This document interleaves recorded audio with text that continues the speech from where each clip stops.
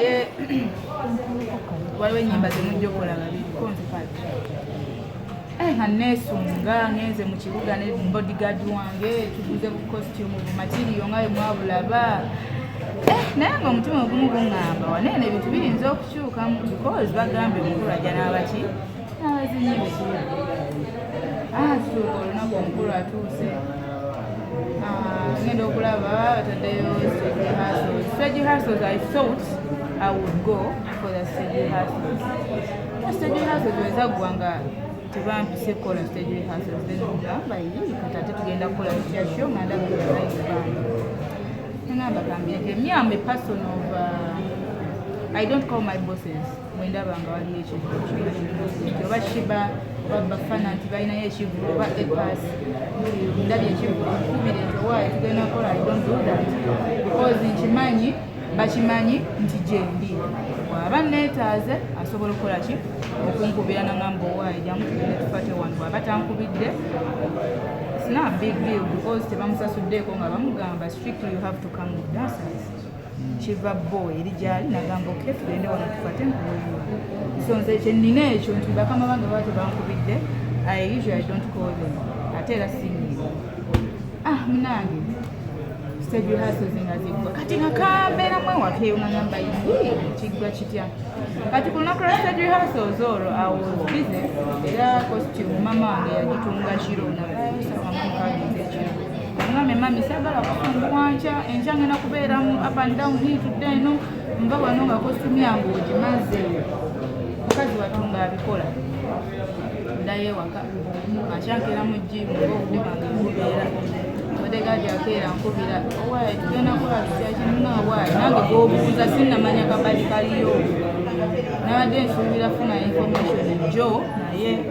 saafuna information so kati swama bali mu jimu yange awo sawa nga nnya nampulira siteredde nagamba omukisa gulina kumpitako nakwata esimu nankubira Alex Muhangi yali ategese ekivulo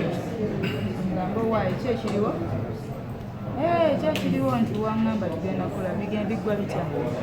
naye unfortunately Ritah you're not going to work buzibu ki omusajja ajja n'abantu ajja n'abazinyi be nze which is understanding buli wamu Diamond atambula n'abazinyi naye abo nga baleekaananya omukulabi ku show olugamba Muhangi yabadde akuganya okusimira Diamond teyabadde nti aŋŋaani bawonga nti yabadde kitegeeza yamaze n'azituza yakola ki no yaŋŋamba sigenda kukola but at first yali aŋŋamba naye bwe yakiŋŋamba kola sigenda kukola it was okay because kyali nga nawe okiraba kuba ŋŋambye yajja n'abazinyi buli omu akimanyi Diamond abeerako atambula n'abazinyi okuwambalade nali bamaze mbutungisizza mami abo maze kukola because at emabegako ennaku nga 5 wiiki emabega Alex yali aŋŋambye ngenda kukola ki ngenda kukola there are some songs zetugenda okukola n'abazinyi bange kwe kugula ku costume wange ali musanja kutya naye enkeera ku makya olunaku lwa show namukubira naŋŋamba sigenda kukola nangamba okay kale oli ajja n'abazinyi be buli omu akimanyi kati kwekumugamba kati kyembadde mbuuza mukwano nsobola okujja nendaba obulabi show gamba unfortunately Ritah sinza ali mu mulala nangamba owaaye kale easy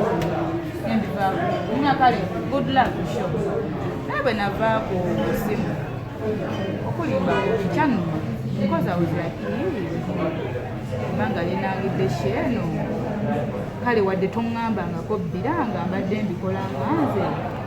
ne woba sigwali mukulya tiketi wandiŋŋambye nti kale jangu oba nkuwaddeyo tiketi bbiri nga appreciation kuba nti wali obadde oŋŋambye sigenda kukola oli ajja n'abazinyi be ekyo kiri understandable nti ngendabe ku show kituufu oyinza okuba sigwali mu kitiketi naye ensi yonna ebadde ekiraga nti bambi omuwala owalandisha era okufiirikira ne message ne kugamba waliwo abaagala ogula tiketi sindika linki ne bagula oba aguzeeyo omu oba 10 oba 2 aguze lwakuba nti abadde alaba omuwala yabadde akola kiri abangadde kale kwegamba ne nga Ritah tonyigira bantu because takugamba nga kokola bintu kibeeke nti kale munyigire kuba yokugamba gwe mugongo ogamba yine yandigambye kale nkuwaddeyo bbiri kubanga si buli muntu agenda okuyingira ekivulo ky'otasasula oba ku timu ya Alex bonna basasula kale nange nandibaddemu abantu bagenda okuyingira ku timu ya Alex mani nina kyenkozeeko munange seekuyanga ngamba omanyi ogw'omukisa singo biveeko chapter closed nkubira bodyguard wange in fact namusindikira na message ku WhatsApp namugamba waayo kola ebyo tetugenda fayo bakale nawakanfumba kamere kange ndyabe ki byonna nga nebakatulo twange nnugu yange nga mbeeraawo nga nebakala kale nayisayisa ku mitimbagano awo sawa nga 19 awo ita ku mitimbagano kuba nali maze okuteekayo post kuba bwe yamala okuŋŋamba yaŋŋamba sakitwala ina bad way nakireka wadde kyannuma era posti yange yenaddamu postinga niteekayo dansi yange nga nzina olimba ladamba neŋŋamba abantu bannange the day is today ffenna tubeereyo tuwagire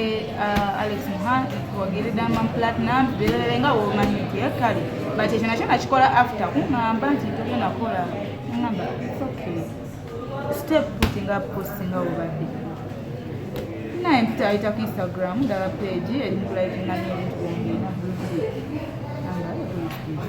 nokeberako bayo 3.1 million viewers ngamba okay